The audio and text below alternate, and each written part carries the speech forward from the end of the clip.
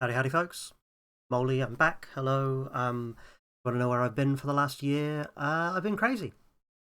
I had a problem with my mental health meds beginning of 2023, and yeah, they basically took me out for an entire year. Things are improving, and I want to try and get back into med.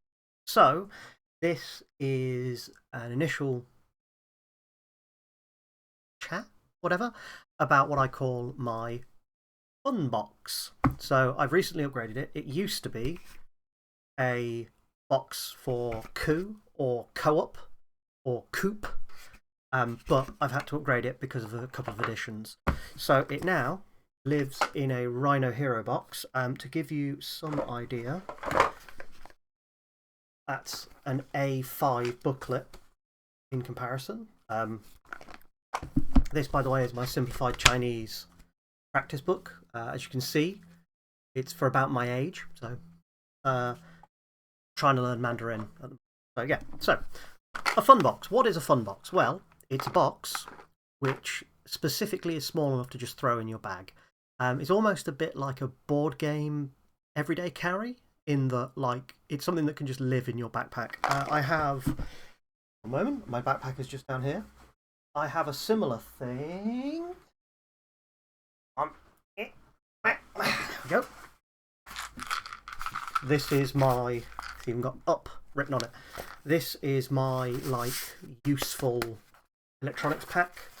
So, like, this has a notepad, has my Anker power bank, which I got for free at Essen a few years ago. Apparently, it's too large to take on a plane, so some guy just gave it to me. And then on the other side, I have charging cables. My headphones normally live here. A USB drive, a coin, another USB drive, little charging cable, USB-C, a bunch of pens, including like a Sharpie and a whiteboard pen, and then a little pack of pills. Got so this is my throw in my bag kind of everyday carry, living life thing, and this is my everyday carry, having fun thing. So inside this box, you have rule books, because there will always be rule arguments. Always. So in here, there are a number of games. These, by the way, consider this to be kind of a review and a tacit approval. Tacit, don't you? Of all of the games. So the first game is a game by Haba, which is Rhino Hero. So the idea of Rhino Hero is the titular Rhino Hero. Look at him, he's so rhino-y, he's so heroic. Is you draw cards from a deck and you build a building using walls, which you bend, to build a tower. Once you have built a tower of, basically, the person who knocks the tower over loses. And yeah, great little dexterity game. Not very expensive, meant for, you know, from ages 6 to 99, from 5 to 99, apparently. Yeah, it's Rhino Hero on the box. Nice cheap game from Haba. Fantastic little dexterity game that I threw in my bag. So that's one game. I then have Cockroach Poker Royale Edition, partly because Royale Edition doesn't contain spiders, and my friends who are extremely arachnophobic had problems with Cockroach Royale. Cockroach Poker. Cockroach Poker is you have different animals. You have bats, toads, flies, scorpions, stink bugs, rats, cockroaches. And the idea is you're bluffing to try and get someone to assemble a set of 4 of the same animal. Nobody wins, but someone loses. The only slight difference is in Cockroach Poker Royale, you have royales, which are the appropriate thing wearing a crown. They count as that creature in front of you, but they don't for the purposes of guessing what it is. So the reason why I like it's a nice twist is once you learn someone's like micro tells. So I know for a fact that a friend of mine, when they're playing Cockroach Poker, if they're lying, they will go like, the rat, and they do the little eyebrow thing. So I know when they're lying. However, with the advantage of the royales is if I'm playing a rat royale and I say this is a rat, it is a rat, but it's also a royale, so mentally my micro-tell won't happen. It adds a nice layer. One thing I will say though, if you do get this game, there are 2 cards in it which are like trump cards. I've removed them because they don't add to the game personally. But hey, your mileage may vary. So I have that. I have a copy of Love Letter, which is like literally that's the whole game. You are attempting to woo a princess by drawing and playing cards. Each card has a different ability. You either eliminate people from the round by using various card abilities, or once all the cards in the deck have been drawn, you'll notice the cards have a number on them. The person with the highest numbered card in their hand wins the round. Another fantastic little kind of social deduction-y, bluffing-y kind of game, but more an incomplete information game, like a true social deduction game. I then have Coup co-op, along with its counters. This one might look a little bit weird. It's because I bought it in Hong Kong, so it is bilingual. It is in traditional Chinese as well as in English, and this also includes the Reformation expansion pack, so it includes the Inquisitor as well as the Ambassador, the Assassin, And the whole idea of this game is you have 2 characters down in front of you, and you declare what ability you're using based on the character that is in front of you, and a player can call bullshit on it. And if they get it correct, you lose life, otherwise you get to perform the action.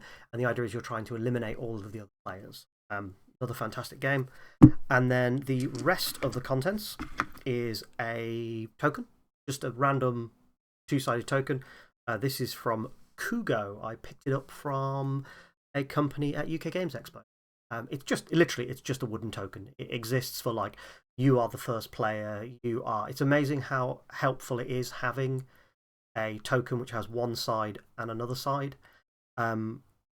Usually as well, I will have a coin in here, but my coin has seemingly gone AWOL. I'll probably replace it with like a Pokemon coin or something. But yes, and then the last thing is I have 12 identical D6. It means you can play Yahtzee, you can track scores, you can roll dice, you can do drinking games, you can do all of that lot.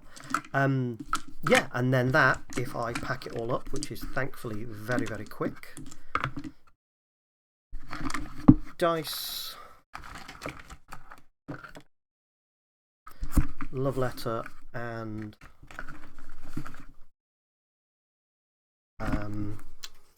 Rhino Hero. Co-op, Coup, rulebooks, tokens, Coup counters. Coup counters are nice as well because there's 2 different denominations of them, and it means you can use them for other games to just track scores and stuff like that. And then the lid, and then the deep dark secret that no person who likes board games wants you to know. Give it a shake, closes better. So yeah, that is my FunBox. I'd love to hear in the comments below about if you have a FunBox or if anything you would recommend putting in. I am thinking of seeing if I can include a standard deck of playing cards in there. And I quite enjoy Mahjong, but then again, we're starting to get into that point where, like, you know, arguably that and my phone is everything I need to kind of enjoy myself on a given day. And I feel if I was adding more to it, it would get over the top. Or do you feel it's worth it, you know? But yes, that is my first video back. I'm hoping to post more this year. I'm not going to promise anything, but if you in the doobly-doo, there is a link to my link tree that has my Substack that I'll be writing longer form content on, a link to my TikTok where I'll be doing shorter form content, a link to my apparently mandatory Discord server, which you have to have if you're a person who makes content, where I'll generally be about. Yeah, and I think I'm trying to, for my mental health, I'm trying to do less on like traditional social media like Twitter and Facebook, but I am still contacting one. And yeah, hopefully this year will be productive and fruitful and all that jazz. And if not, I hope this helped, and in 12 months I might post another video.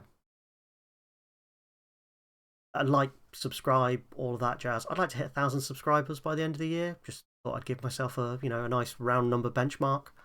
Or actually, no, I want to hit 1,337 subscribers by the end of the year. That sounds good one. That in fact sounds quite elite. Right. Keep having fun, keep being awesome. Peace and love and all that jazz, and I will see you next time. Bye bye.